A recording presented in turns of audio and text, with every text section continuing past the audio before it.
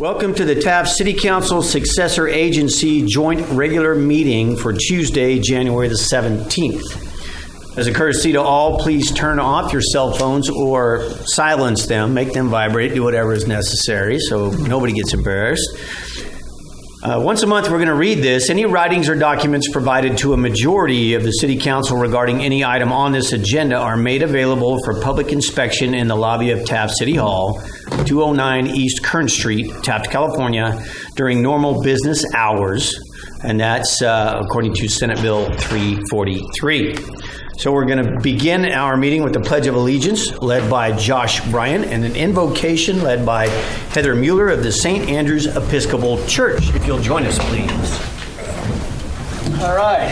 Everyone, please rise. Place your hand over your heart and pledge. I pledge allegiance to the flag of the United States of America and to the republic for which it stands, one nation, under God, indivisible, with liberty and justice for all. Let us take a moment now. We give thanks to you, Almighty God, Most Holy One, great source of peace and justice and love that you give continuously into this beautiful world in which we now find ourselves. And dear Lord, as we enter into the frame now of a new space in time, a new year, help us to remember those who are in leadership positions and pray for them. Those of us who are supporting the community, the county, the needs of the people, we ask and pray that you would bless all of us as we seek to honor you, as we seek to be people bringing justice and peace and love into the world through our actions, through our thoughts, through our prayers. And we remember, especially this week, the leadership in our country. We pray that each person being placed now into their new positions will be leaders seeking justice, seeking peace, and bringing love into this place that we call home. We thank you, dear Lord, and we pray in your most holy name. Amen. Amen. Thank you very much.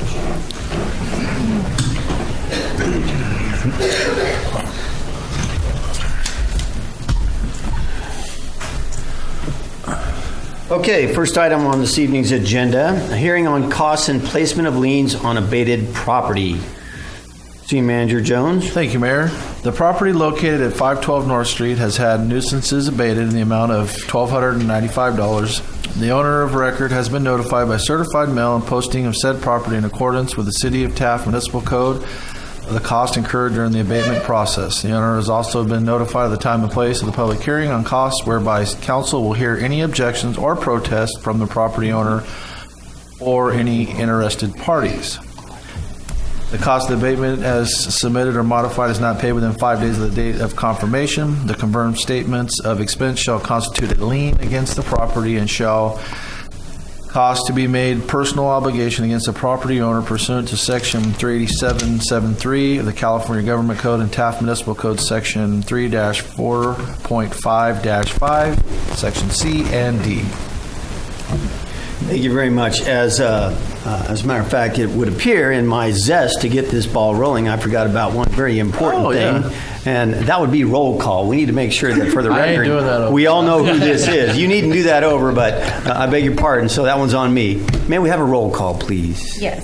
Mayor Knorr. Here. Mayor Pro Tem Hill. Here. Councilmember Bryant. Here. Councilmember Cryer. Here. Councilmember Miller. Here, I went straight to the bottom of the list. Doggone it, anyway. Okay, well, thank you. I want to thank my colleagues for that. Thank you very much. Okay, now we're back on track. So, At this time, the recommendation is to conduct a public hearing regarding a statement of expense. So I will open said public hearing. Anybody wishing to speak on behalf of this or opposed to this, please step forward. Seeing none, I'm going to close the public hearing. At this time, I would entertain a motion to adopt a resolution entitled, "A Resolution of the City Council of the City of Taft Approving and Confirming the Cost for the Abatement of the Nuisance at 512 North Street, Taft, California, APN number 031-080-11, in the amount of $1,295.37. Motion. Second. I have a motion and a second.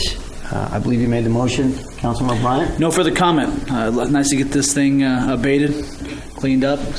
It's just an eyesore and an opportunity for somebody to hurt themselves or hurt someone else. That's all I have. Thank you very much. Mayor Pro Tem, you had the second on that motion. No comment. No comment. Councilman Cryer? No comment. Councilman Miller? Same old thing. You know, the city spends money on those things and we have a lien on it, and it just caused a lot of paperwork. If people would just clean the property up, we wouldn't have to be doing this. That's You all. would think anybody who goes to the trouble to be a property owner would take pride, at least a little bit of pride in their property, and keep it from becoming a problem to where it makes it to here. If you inherit it and you don't want it, then by all means sell it. If you don't want to be a part of this community, you don't want to take pride in who you are and what we are. So I encourage you, if you don't want to be a property owner in the community and it's going to become a problem for the community, sell it and go your merry way. Because I agree with everybody here. We don't like having to do this. All right, I have a motion and a second. Any more discussion? Hearing none, may we have roll call, please? Councilmember Miller, Oh, I'm sorry. Yes, I'm here. Yes, I vote on this. Councilmember Cryer, Yes. Councilmember Bryant, Yes. Mayor Pro Tem Hill, Yes. and Mayor Knorr. Yes, thank you, and that passes on a 5-0 vote. Next item on the agenda, item number 2, citizens request public comments. This is the time and place for the general public to address the city council on matters within its jurisdiction. State law prohibits the council from addressing any issue not previously included on the agenda. Council may receive comment and set the matter for a subsequent meeting. Please limit your comments to 5 minutes. We have one individual wishing to address the council this evening, Mark Fitzsimmons. Please step forward, state your name and your address for the record, please. Hi, Mark Fitzsimmons, 411 Shasta Street. And Mr. Mayor and City Council members, thank you for allowing me some time this evening. I wanted to talk just a little bit this evening about an incident that we had happen at our church Sunday morning that led to, a situation that I wasn't aware of until then, but became very aware of at that point. We had an incident where an injury happened at our church Sunday morning, and when we called for an ambulance, which was necessary, the only ambulance was in Bakersfield, because it's my understanding now that they're only running one ambulance in Taft, and they're not dispatching another ambulance to Taft until another call comes in. And so what ended up happening Sunday morning is this. Fortunately, it was not life-threatening, but it very well could have been.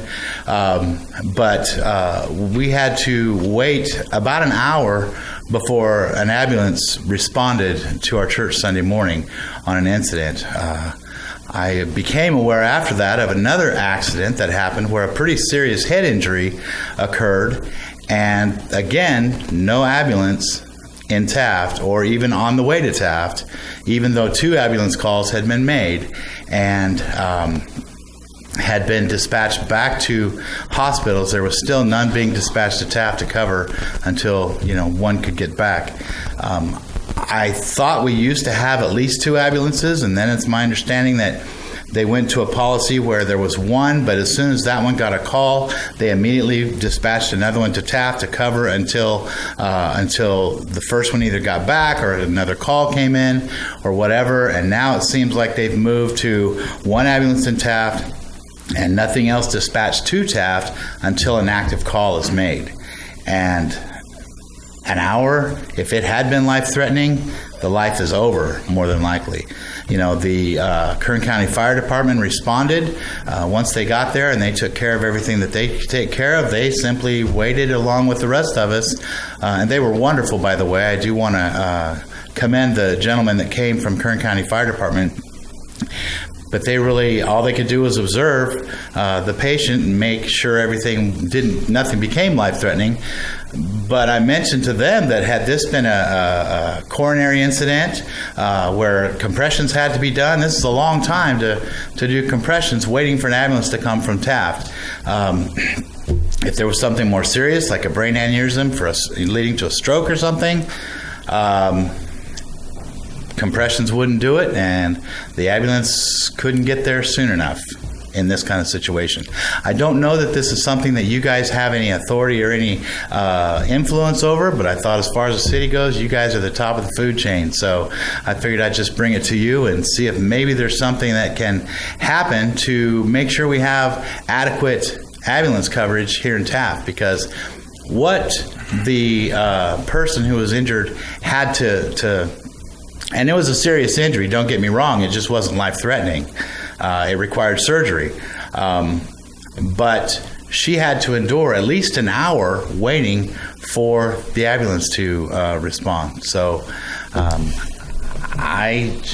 to me personally, I just don't feel that's an acceptable business practice. And if there's something that can be done to influence Hall Ambulance, to change that to where we can have good coverage in this community, then I certainly think something should be done. Mr. Mayor, although the ambulance is located in Taft, it covers the west side. Right. So we're talking Maricopa, Ford City, Right. McKittrick, that's a huge problem. And I'm under the same impression that we used to have 2 ambulances here, so. Well, and again, I haven't talked to Hall. I figured this would be more effective, but it was relayed to me that that's what's begun to happen. And the third incident that somebody had told me, his comment was, "Oh, you guys took the ambulance in Taft." No, we waited for an hour. He said, "Well, they called us and said it was going to be an hour. They just loaded him in the car and took him to the hospital themselves." Can we ask you a question? Let me help a little bit. The Kern County Board Supervisor, they have a contract with the ambulance does with the county, and they kind of relay as far as how many they have in each city. And we had a safety meeting last month, and that was brought up about that.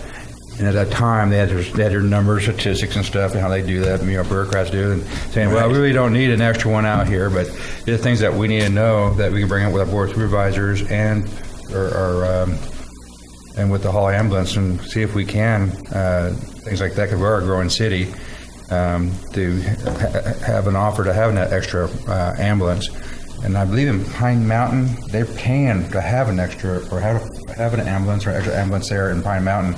The community paying for that to have one there, but it's something we need to explore, and I do understand, because I think I agree with you. We need to have 2 ambulances here in town, and we have to look at it, and with your information you brought to us, we can act on it and ask some questions. Right. Well, and those 3 calls that I was talking about earlier, ours was in the middle.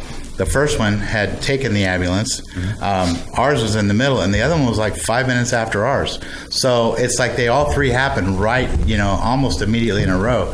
And no coverage. I mean, they were in Bakersfield Park. But the week before, there probably wasn't any call. So, right, it's right. No, I understand that. I get that. But even if they wanted to keep them in Taft, and as soon as a call was made, they immediately dispatched another one here, like what I understand it used to be like, at least that's something, because if another call comes in right away, then maybe they're halfway here, maybe they're almost all the way here, maybe they get here before the call happens, you know what I mean? And so at least there's some possibility that when another ambulance is necessary, that there's something here or at least on the way. Okay? And I don't know where my time All right, is. well, thank you very much. We appreciate that. And the fact of the matter is, it is something that we can certainly look into. I believe Councilman, Josh, You're good. Josh Bryant wanted to address this. Did you not want to? Yeah, I've got some information because I sit on the city or on the safety committee, and this could be my comment time. So if you guys don't mind, pleasure me with this. Okay. We had our safety committee meeting on the 8th of December. In attendance was Myron Smith, and anybody who's been around Taft long enough will be familiar with Myron. But he high-ranking guy on the food chain with Hall Ambulance. So we really were just asking him a lot of questions about what drove this. What are the initial feedbacks that he had given or that they've been getting based on this? And obviously, living in the community, I see a lot of the negatives that you are. People are almost astounded that there's not another ambulance in the area. But we do, unless they've changed it in the last 30 days, they do have 2 ambulances permanently stationed here in Taft. When one gets dispatched, they still have another one on standby, and that second one could get dispatched out at any time. The way that it used to work is when that initial ambulance was dispatched out, a second ambulance from a remote location, Bakersfield or whatever, was dispatched to backfill. They changed their policy in the last 90 days or so to where they don't dispatch that second or that backfill ambulance until the second unit is out on call. That's a policy that Hall had put out. But there should always be 2 on within the area, the greater Taft area, and serving the entire area. Orta was right that it is on contract with the County Board of Supervisors or through the County Board of Supervisors. So we can definitely be an advocate, but that's going to be the most direct route to take. Maybe speak to Council or Supervisor Couch to reiterate that. Okay, thank you very much. A couple more things. Just so you know, I did ask that Myron come to this meeting or to a subsequent meeting to give feedback. So you don't hear it from us, you hear it from them as well. And I think that's very important. If they're going to provide the service, they need to be willing to stand behind it and give us information. One thing that they did mention at the meeting, we talked about response time, because this is exactly what you were talking about. I believe they call it level 1 response time, and is that what you may be familiar with it? Level 1, that's the highest priority of... I'm not too familiar with Hall's policies. Okay. So it's got to be something one. It's the highest priority. He told me that it's 8 minutes or less is the response time. They said they're about 95 to 98% on those calls. So those are life-threatening injuries. And they have a minimum standard that they have to meet through the county. So they measure that all the time. And again, I asked him to bring that to council so we hear it in public forum exactly what those are and that they're documented. He didn't. He may have mentioned the lower level or the non-life-threatening things, which it's unfortunate that happened. I'm really sorry that happened. But just like the mayor said, I'm sure that there's ebbs and flows, and just like with anything, not saying I agree with the policy necessarily, but what happens if there's 3 emergencies or 4 emergencies? You know, at some point someone's gonna be the guy left holding that short straw, and it sucks. And I hope it never happens. But I appreciate you guys coming out, and that's the information we got from them. Hopefully, we'll have them here at a subsequent meeting. Thank you. Thank you. Thank you, Mr. Mayor. You bet. Thank you for all that information. I'm sure it wouldn't be difficult to set something up. Not at all. To get them to come in here, and if we let Hall Ambulance know that indeed we've had multiple inquiries from the populace, and they're a partner in the healthcare in these communities. Certainly. So I'm sure that we could get them to come here, not only tell us what their current policy is and the history behind it, but also listen to the possibilities that maybe it's just not exactly what we need. So we'll see if we can do that. We'll see if we can get it on the agenda and have them come talk to us. Certainly. One more thing, if you don't mind, I wrote a note here. One of the other reasons I'm sure that's partly driving this is a severe lack of employees, a lack of EMTs or paramedics. They just recently lowered the age that they're accepting to age 20. So if you know anybody that's looking for a career move, that may be something to look forward to. They pay for the academy. I'm not sure what the pay is like, but at least it's worth a shot. So, Hall, you can pay me that, what do they call that, marketing check later on. But anyway, it's there. All right. Well, thank you very much. Mark, thanks for bringing that forward. Appreciate the discussion. Moving on. Item number 3, council statements, non-action. Councilman Bryant, would you like to jump in there? I am going to say that I gave everything I had for the night. Thank you, Mr. Mayor. Okay. All right. Councilman Cryer. Thank you, Mayor. I hope everybody had a great, happy New Year's and Christmas and everything, and safely. I know I had an enjoyable time. Trying to deal with the weather too. It's pretty challenging out there, but we need the rain, especially in the mountains. But there's a lot going on in town. If you guys know what's happening, is that Chambers has well, we'll start off with, get my glasses on. I'm getting old too. But the fort's going to have on January 26th, going to have a dinner and annual installation. and it's going to be, it starts at 5 o'clock. It's $20 a person, and we need to go and participate. It's a neat venue. There's a lot of fun. It's a way they raise money. They keep the fort going, and they're in dire need also to extra membership is to help fix the place up, because the things are falling apart quicker they can keep it up, and they need a lot of help in that area there. So if they'd like to join the fort, become a member, and participate for the dinner and everything, and meet and enjoy a good time, be there at 5 o'clock on January 26th. On the 27th, the college is having a triple play dinner to be held at the fort. And then we have a great college here. It's a jewel in our community. I think it'd be great for everybody to support our college and everything, and enjoy a great dinner and meet some well-known people and speakers and stuff, and be there. Also, the chamber is going to have installation and awards for community, and Josh Bryant here, our councilman here, is getting a little award for volunteer, and well-deserving, and that's going to be held in February 9th. Be held at the Fox Theater. The tickets are $50, and the money helps pay for the event, and also anything left is help for the chamber to proceed the year to keep our town in the spotlight with the county and the nation and our state, to come and see our beautiful city. But you bet, no problem. And I just want everybody to thank everybody for you guys for being here, because a lot of times we have a lot less people here, and still that big old mystery here. I keep saying every once in a while, it's always the middle is always empty. Only the sides are got people, but it seems like it never ever goes all the way across. Anyway, that's all I have, Mayor. All right, thank you very much. Councilman Miller. Thank you, Mayor.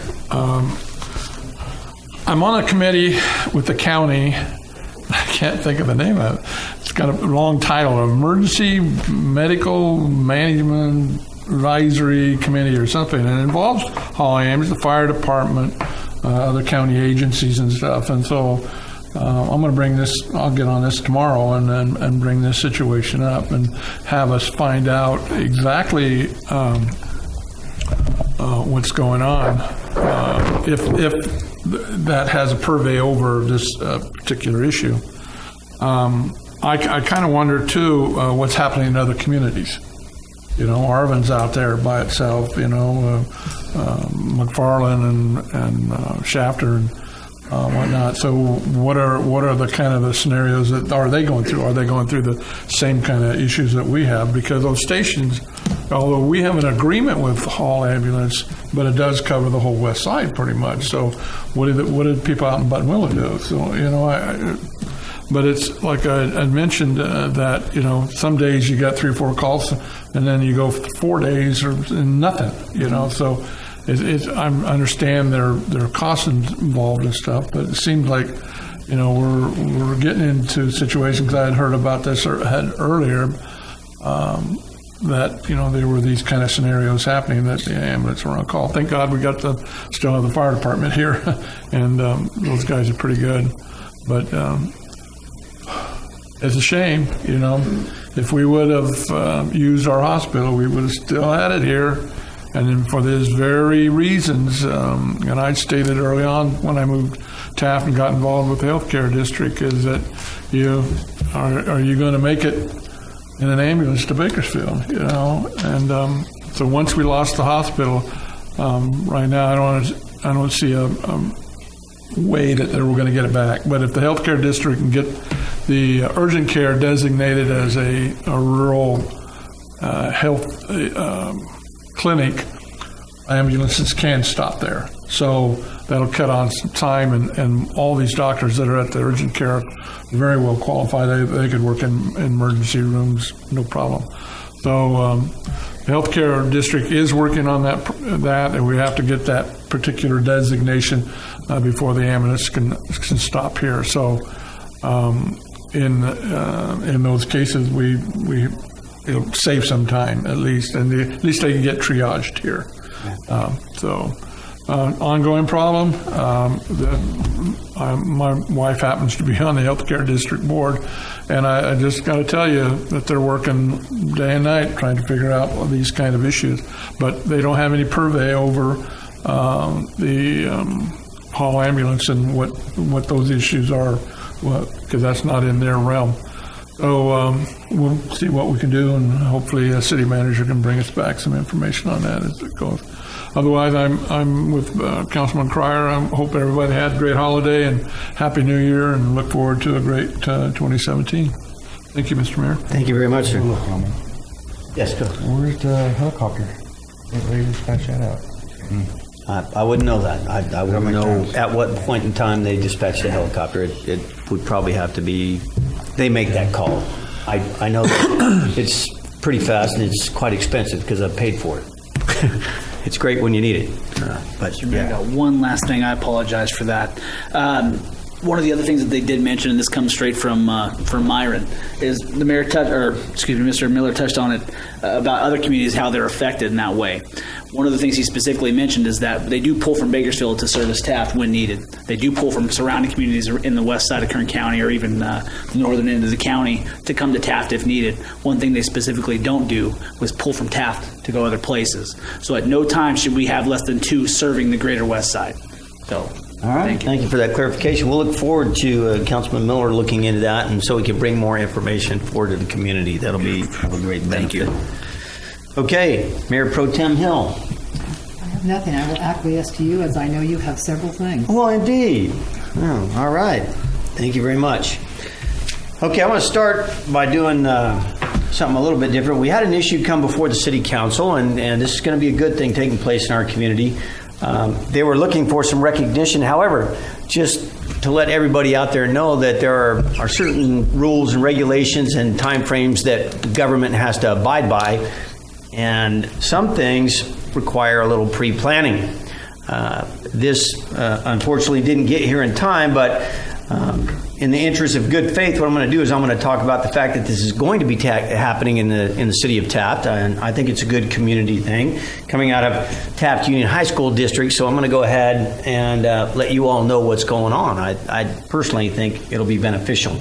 And what this is the Workforce Innovation and Opportunity Act in concert with Taft Union High School. It's called job shadowing. And this job shadowing is going to take place for the week January the 30th through February the 3rd. And the gist of it is that they hope that the city and the communities of Taft will participate in this event, in which community business partners will shadow a student in a similar job position. You know, they often say, don't make a judgment until you walk in somebody else's shoes.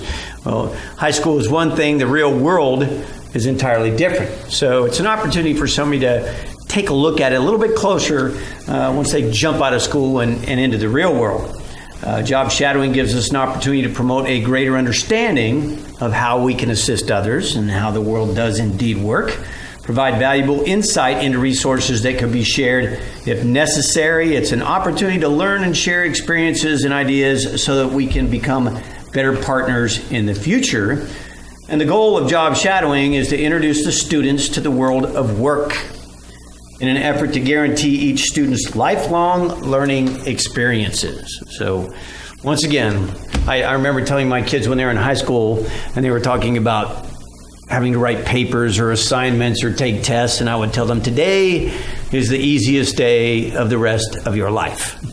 And they understood that, especially after they got their first paycheck and noticed that in spite of what they had earned, what they took home was substantially less. That was an eye-opener every time a kid gets a new paycheck. So that's going to be happening January 30th through February the 3rd in concert with Taft Union High School.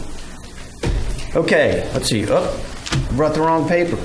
Oh well, I can do this. I can wing it. A couple of really neat things going on in the world here. Some great information coming out. Let's talk about high-speed rail, one of my favorite subjects. Government in action.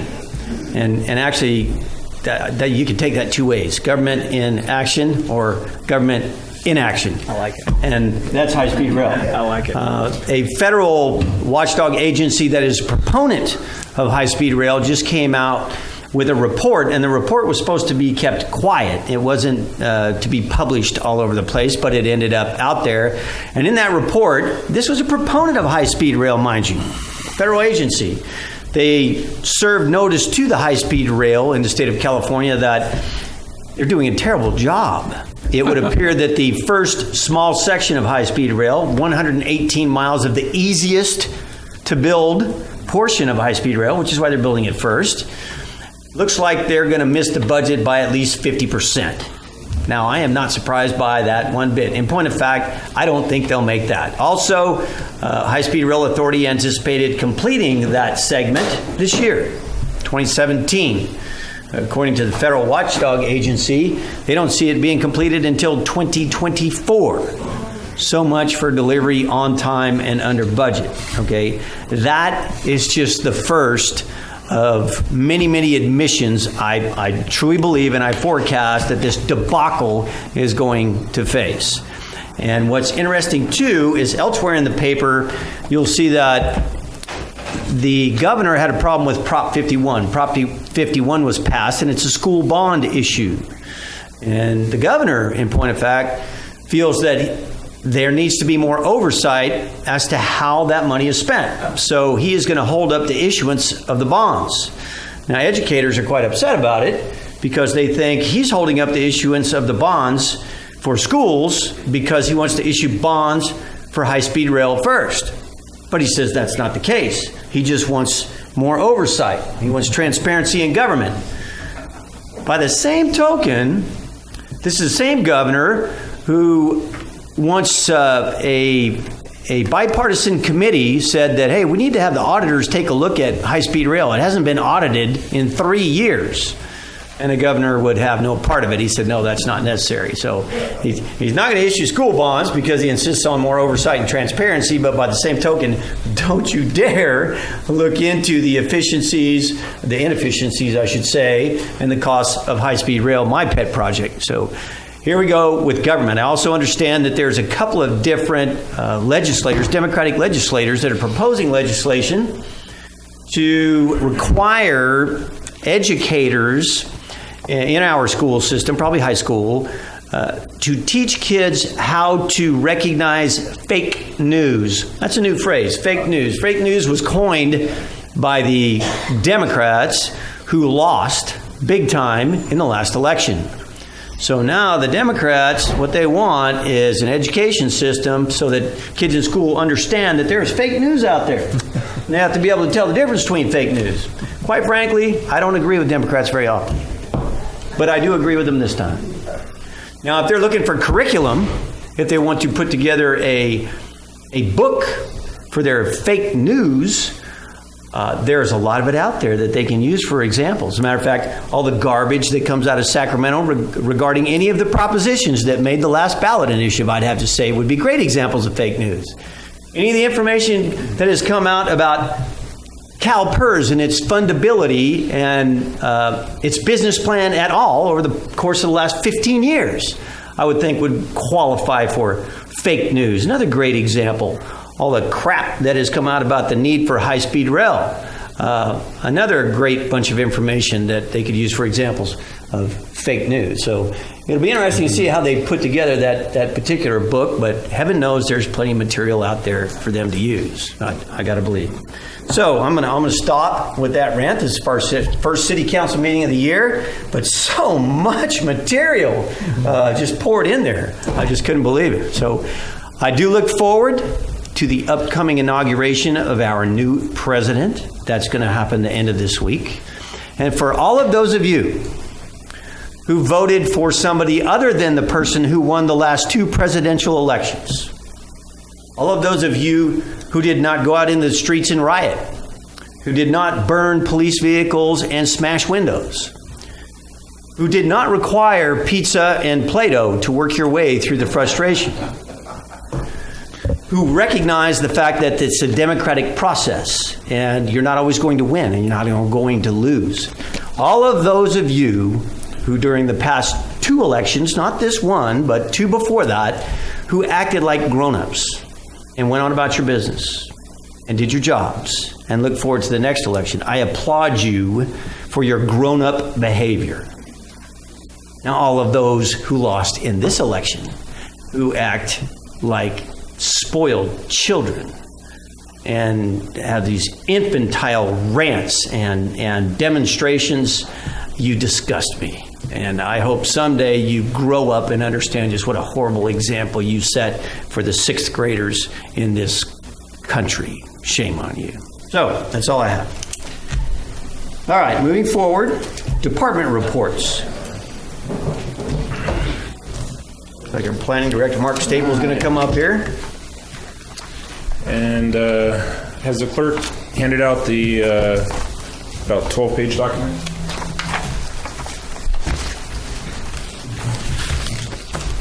You should have in front of you the City of Taft citywide sign program.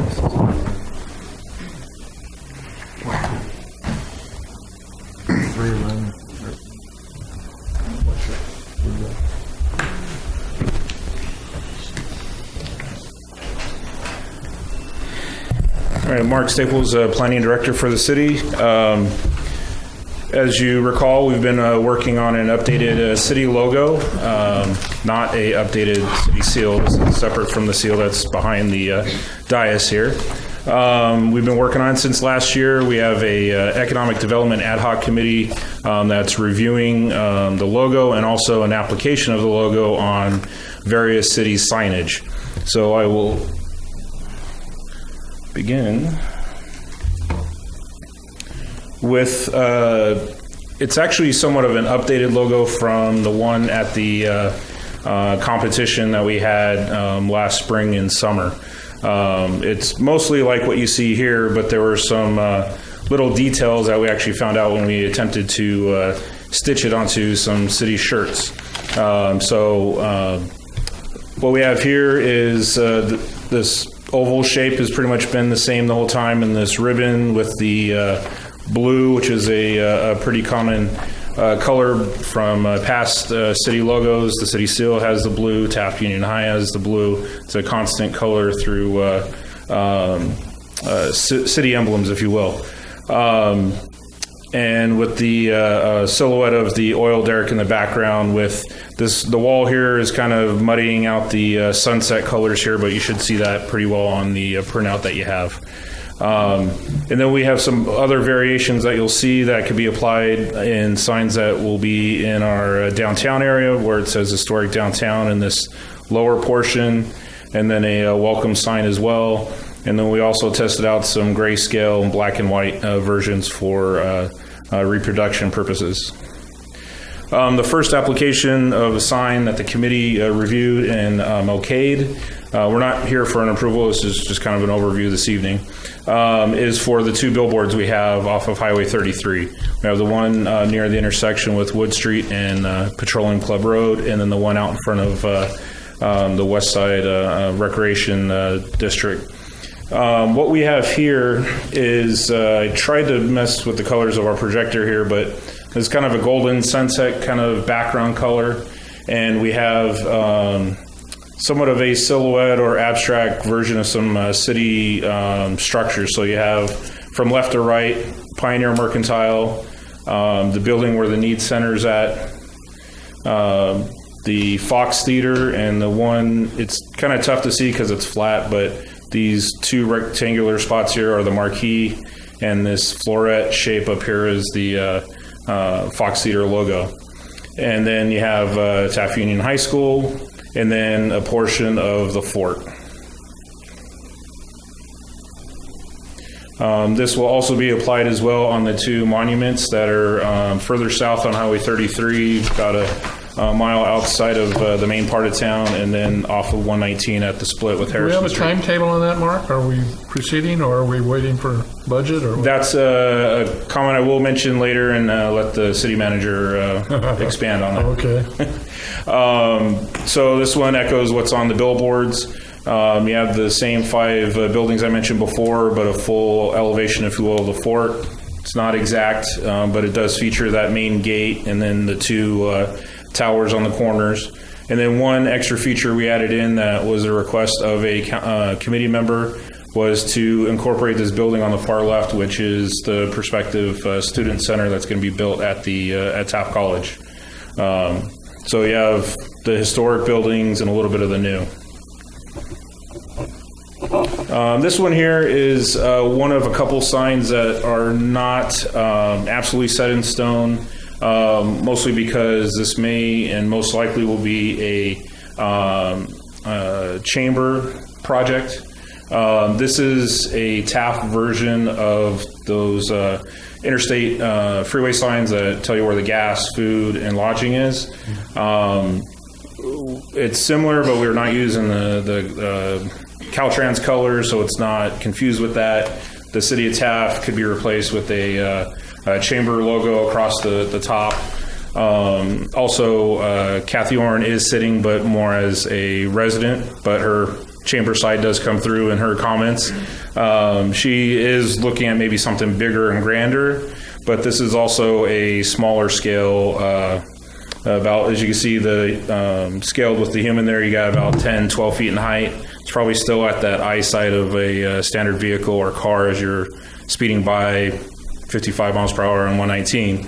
And you could group them based on how many businesses want to pay in to have their logo up here.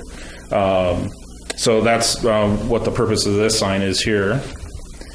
Then we have some more localized directional signs. One of the big things on the Economic Development Committee, and then also the workshop we had 2 summers ago, was, and I've noticed it since I've been here, when I go to meetings, conferences, the first question people will say when you say, "Hi, I'm so-and-so from Taft," "Where's Taft?" Well, we need those directional signs to get them off 119. Once we get them in town, we probably need a little more encouragement as well to make that left or right to go to downtown or where the shops are or the fort. So these will be some directional signs on some of the main thoroughfares like 6th Street, Kern, downtown, 10th. And then the destinations are more general in nature. A couple of the somewhat retail, if you will, or commercial would be your museum or Honolulu Hills, but most of them are civic in nature or the oil worker monument. So we have laid out all the different destinations that could be on a mix of these signs. We also looked at refacing the downtown sign that's right out here at the signal of Main Street and 119. Keeping many of the same text that's on there, just kind of reformatting it. We did also sneak in a little silhouette of the upcoming transit center building that's coming in next to downtown. And try to remember this blue sign at the header part of this sign that's going to show up again. Before we get to the archway, which is a big component of this that people are excited for, this is possibly a smaller version that maybe is just off of downtown, where it's kind of a marker that can lead you towards where the downtown area is along Center Street.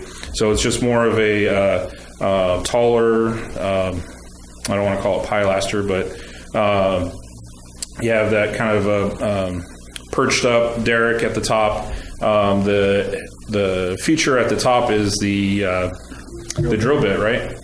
But in a large one, maybe coated in some way, so it's a little more of a feature on the structure. In this particular case, we're borrowing from an older design guidelines for downtown that the city adopted many years ago. These were prospectively located at 6th and Kern. Part of that is, since 6th Street is the main parade route. That's kind of that main funnel from Harrison to 6th and takes you to downtown. If you're on Kern, you'll see it to your left or right as you're passing by. That can make you make the turn to downtown as well. And then, as I mentioned before, we worked on the archway here, and we went through a number of variations and couldn't really come to a consensus except for the nuts and bolts, if you will, the structure. You have the same derrick look as the prior sign. But what message goes across on the archway part? Does it have the city logo? We came up with some new city slogans of honoring our heritage and fueling the future. They're featured on the upper left, option 1 archway. Then we thought of, kind of looking at how some other cities feature their area. Some people know the street, not the downtown. So is it going to be saying Center Street and then it's historic downtown Taft in a lower area of the sign? Or do you feature the historic downtown Taft even larger? Or do you feature the city of Taft name, have the established year, and then in this particular version, at the bottom it says home of Oil Dorado? There's some variations that can happen here. Some people might like one, not the other, and a mix of features. And then we realized, thanks to the city manager, he reminded us that there's a good chance this could be the Oil Dorado 2020 project. It could be one of these 4, it could be something else. So whoever that committee, fundraising group, whatever that is, this is their stepping off point. They could use these as their inspiration for whatever that's going to be. They could work with us at the city of where it could be located, work with the committee, whatever it may be. So this is where we stop with this. We're not necessarily recommending one over the other, but as a design feature, it would be neat to see whatever the arch feature is could maybe be featured at the top edge of that historic downtown sign that's over at Main and 119. A lot of the elements that it's kind of tough to see, like the bottom right one here, there's little metal plates that have silhouettes of the statues at the oil worker monument featured in it. And the zoomed in elements are right here across the top. So that's what inspired that feature. Our designer also took some other elements they found throughout town, along with the Fox Theater logo and signs. There are little details that are in the archway. And then back here, these maps are more of us helping the designer know where our landmarks and shopping centers and things are. So we know which way to direct people. Their arrows are pointed the right way. The next efforts with the committee will be nailing down some of the preferred, maybe first locations of those directional signs. And then also what was brought up a minute ago, looking at the costs for each of the different signs and doing a priority list and working with the city manager, since he's also the public works director, on are there some more immediate signs that could be done quickly and by our own staff, and weighing all those options of what do we attack first for getting the sign up. So this ends my presentation, and I'll take any questions you may have, and city manager might have some comments as well. Okay, why don't we start with the city manager comments, and then we'll roll right into the questions. All right, thank you, Mayor.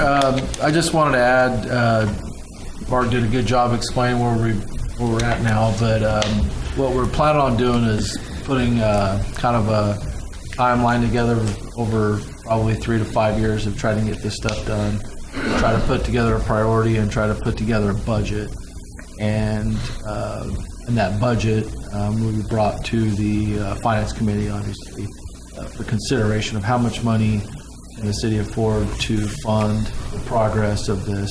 And then, as he mentioned, we would like the big project of the archway to be headed by a nonprofit type of fundraising effort, kind of like the Oil Worker Monument, except for a much smaller scale, to fund a project that could be the 2020 unveiling Oil Dorado. So there was some talk last Oil Dorado about that being the project, but a project of this magnitude is going to take a few years to raise the money and get it built, designed, and stuff. So those are my comments. All right, very good. Well, I'm going to start with Councilman Miller. You have any questions or concerns? Well, some observations. I always tell people, when you roll through Taft, would you know it's an oil town? Or fueling the future and energized for the future and all the logos that we come up from. But when you roll through here, there's no signage, there's no indication that we're an oil town until you get 5 miles out of town and you finally see some, oil activity out in the field someplace. So I would ask if you're going to want a partnership with folks, that we try to get some of the oil companies involved and maybe have them put some signage up as we're doing signage here. I had talked to some of the reps about putting signage out on their properties. We went through a big rigmarole to get Highway 33 designated as a petroleum highway, and we don't even have a sign in Taft designating that. We got one out in Maricopa, and we got one clear out at Blackwell's Corner, which is ridiculous. But that's all Caltrans will allow, and we paid for those signs, and we're responsible for those signs. But Caltrans says where they can be posted or not. So you come in off 58 and come into Taft, you don't know you're on the petroleum highway. You come in from Bakersfield and visit Taft and leave, you don't know you're on the petroleum highway. So I would extend an invitation, or it's not going to cost them a lot of money, but I'd just like to see some signage maybe that we have on our light poles up and down Kerr Street. Chevron, and we've changed all the oil company names now. I can't keep up with it, but just some kind of indication that we are an oil town. We're not an ag town. We're not we're not a mining town. We're an oil town, and I think we're proud of that fact, and we support the oil industry whenever and however we can. But we need to have some signage here. The only thing we got going is, one corner of our community, which is not in the city of Taft, is the Oil Museum. And, of course, they've got the new bender derrick out there and the wood derrick. But any other way you come into the community, I just think we can do better and do more. But first and foremost, I'd like to see those entryway signs be a top priority, especially the one on the hill out here and then the one at Harrison Street. Those are way past their time. We're looking at they weren't even good looking back then. But those two is a priority, and the 2 billboard signs that are Yeah, I would like to see that be a priority. Only one person, but I think those are important at least. And then we can work on the in-town signage and directional signage and that kind of thing. So I think it looks very good. Councilman Cryer pointed out that maybe the background on the derrick maybe could be lightened up a little bit to pop out the city of Taft. But I'll leave it. Whatever it is, it looks good. It's a big change. We changed the Oil Dorado logo that had been in place for 50 years. It's time for a change. This is time for a change. The Energize for the Future was a big change from what we had before. But I don't want to see the city ever get rid of this. That stays. All right. That's all I have. Thank you. Okay, thank you. Mr. Cryer. Thank you, Mayor. Councilman Miller said it very well. Couldn't add any more to it. All right, very good. Councilman Bryant. Thank you, sir. Take a step back a little bit, and you guys will notice that this really is the fruit of economic development workshop that we had in July 2015 at the request of Councilwoman Hill. And a lot of things that constantly get said about those workshops is we talk about it, we don't do anything about it. Well, one of the things that I know has been a priority for me and definitely has been a priority for Councilwoman Hill here is to push those things forward, obviously in conjunction with the city staff. And we definitely are appreciative of that. One of the things that I thought was kind of astounding is if anyone was to ask you what are the average daily traffic counts that hit the areas directly adjacent to the city, Highway 33, would anybody think that there'd be over 6,000 daily cars? Wow. 6,200 to 6,500 daily. How many of those come and go on the weekends and go pay gas out the corner of Maricopa and pay $1 more a gallon and don't realize we got plenty of gas stations right here? So that's one of the first priorities that we honed in on, in going through this was signage and external signage to the city to bring folks in would be an initial priority. Mr. Miller hit it, and Kathy Oren has also talked about it, the big pylon signs. Obviously, that's something that we would like to leverage the chamber and that relationship with so that they can dig their hands into chamber membership and really have that brand recognition bring folks to town. But once you have them in town, then you can get into some more of the minuscule details, the very fine details, wayfinding signs in town. And so overall, this is a very grand plan, and obviously the city manager hit it on the head saying that we'd like to put this together a plan of what's our long-term investment going to be, how much is it going to cost, and what's feasible, what's realistic. And so we look forward to bringing that here to Finance Committee and to Council. But one of the things I thought was very unique was the big pylon signs. Very large, and you guys saw the one Mark put up there that they proposed initially at the corner of 6th and Kern. And the whole idea behind that is to really get back to identifying what is the downtown of Taft. If anyone was to ask anyone in this chamber tonight, where's the downtown? What is downtown Taft? What would you say? Center Street. Is there anything that is in city code or anything that's in any sort of city official document that says Center Street is the downtown? It's not, from what I could tell, there's nothing that signifies that. And people coming to Taft don't know that it has any historical significance until they get there and realize, man, these buildings are kind of old. So the idea is to really honor the past that we have here, highlight it, drive more people down to those areas, because what happens when you drive people across businesses? They shop there, they spend there. The people who work at those places know those places prosper, and by way of that, the city prospers. So it's a vicious cycle of prosperity that we want to help folks enjoy. And so I'm very, very proud and happy to work on this, and I look forward to what's to come. So, All right, very good. Your enthusiasm is well noted. I appreciate that. Okay, Mayor Pro Tem Hill. Well, as you know, this is very near and dear to my heart. Center Street is the heart of our town, and when we take away the activities and the businesses from that, it affects our town in ways a lot of us don't even realize. There are many, many towns that are now refurbishing their downtowns, and they've lost a lot more than we have, and they're really having to build them from the ground up because they didn't think it was valuable and let these real estate go completely down, only to find out how important this part of town is. So we are lucky we still have a lot of those buildings, and this committee is trying very hard to find ways to lead people back into that part of town. So I concur with all what has been said here, but most importantly, we are oil. And that was the biggest thing that for me, when we were working on these logos, it was important that derrick be there. We have that beautiful monument to symbolize that. We have our museum.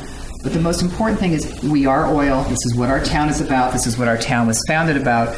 And we need to make sure that everybody that comes through this town knows who we are, and that's our brand. And that's why we wanted so much to change our logo to something that really specified who we are. And I hope that we have succeeded in doing that. The other thing I wanted to bring up too, though, today, for example, I had a customer come into my store that was here from out of town, LA as a matter of fact, at our DMV.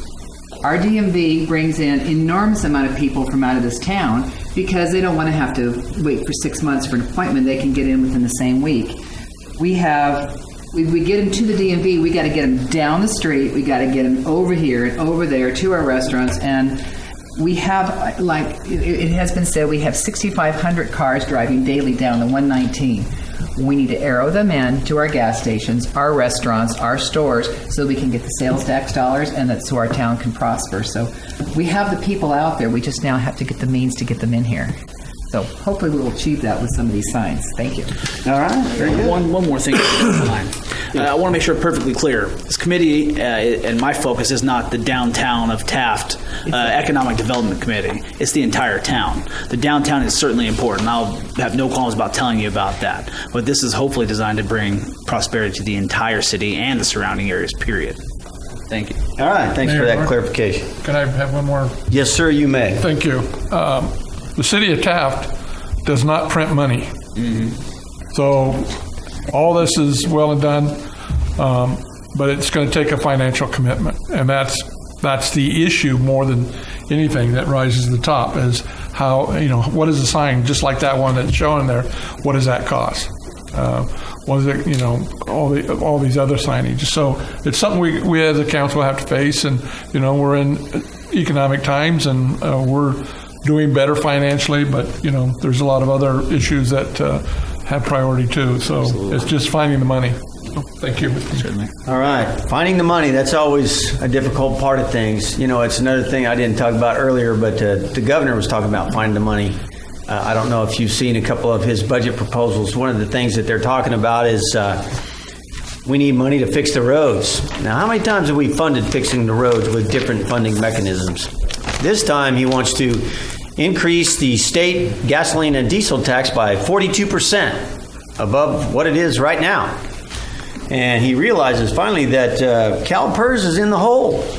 Now, there's a news flash for you. And so to help them out, he's already helped the CHP out by increasing your registrations $10 a year to backfill the hole in their CalPERS, and he wants to increase it by another $65 per vehicle per year to help out CalPERS. So, and then in response to, remember I told y'all a little bit earlier about what's going with high-speed rail, how bad it's doing, and the fact that it's probably going to cost a great deal more money.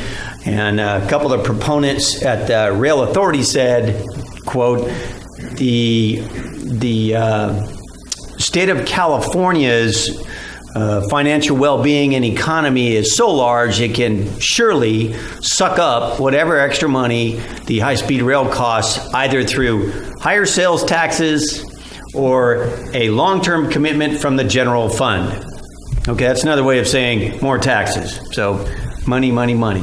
I have a question, and ever since I looked at all this, and I want to applaud everybody involved in this, because I think thinking this out has been a phenomenal undertaking, and I really like your product, your work product. And being a big fan of the Oil Workers Monument and Benjamin Victor, I looked at this page.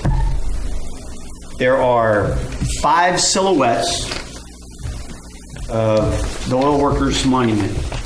Now, I'm familiar with 4 of them because I own them. I bought miniatures, but there's one in there I am not familiar with, and I just wonder, is that a proposal that came from Benjamin that hasn't been made yet, or where'd that come from? Which one is second from the left? That would be this one. One tip in his hat. That does not exist. Right. So, where'd that come from? I'm just curious. That's a great question. I think that was brought up once when the last time we focused on the arch. Because that was the first time those were proposed. I'm not sure where it came from, but I know part of the direction was that's not one of the 4, just like you said. Okay. And that doesn't mean it doesn't look neat. It might be a great idea, and I didn't know if it was a sketch from Ben or what was going on. But and anyway. if that's a design element folks want to go with, like if this was the sign, these edges can extend out, and you got 4 on one side, 4 on the other, and that 5th. Doesn't make sense, whatever it is. Right. Not quite sure. Can I I suggest think we called it tying a shoe guy. So. Okay. Mr. all right. Mayor, can I add? There's a hotel that I stay at fairly regularly here in town, and that hotel is filled with the actual photograph that silhouette seems to have come from.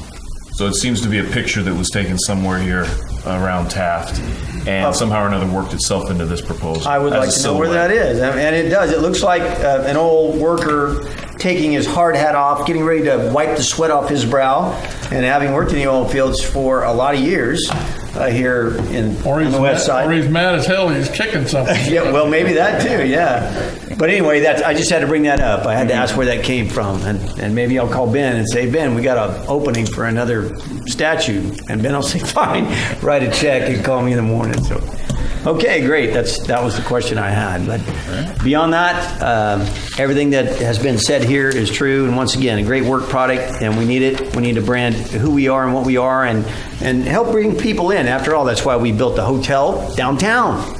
I want people to come enjoy downtown. If you just want them to come and stay there on the way to and from the beach, you can build it out there by Kmart. But that's not what we want. We want people to enjoy, the charms of our city. And it is unique. And we have a very unique venue. And we're going to enhance that venue here shortly. Work is beginning on the Transit Center and the Civic Event Center, if you will. And it's only going to serve to enhance what we already have. And so we got to bring them in. And it makes good sense to me. So I look forward to the next step in this process. Thank you very much. All right. Any other department reports this evening? None? All right, then. City Manager statements. City Manager Jones. Thank you, Mayor. I believe I've said all of it. All right. Thank you very much, sir. City Attorney statements, Your Honor. Thank you, Mr. Mayor. I have a brief statement.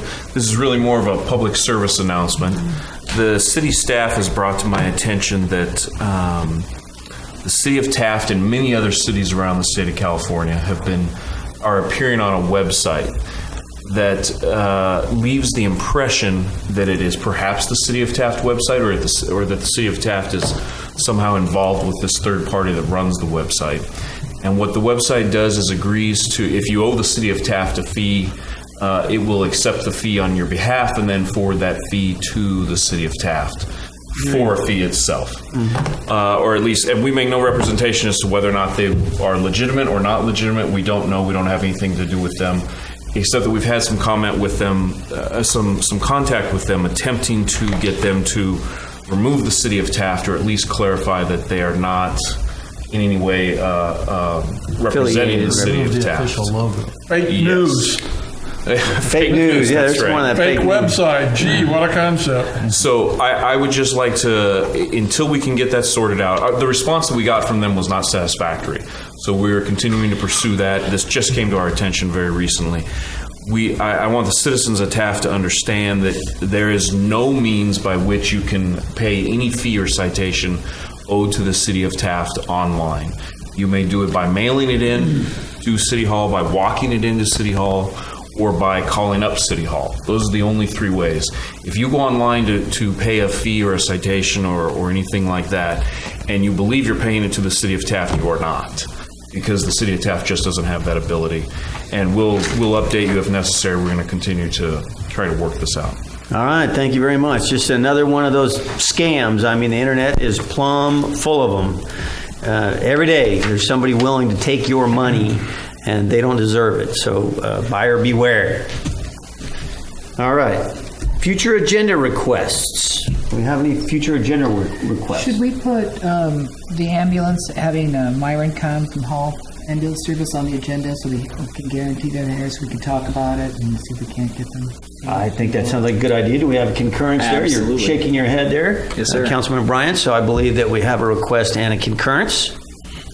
And I believe the entire council would agree with that based on the discussion we had earlier.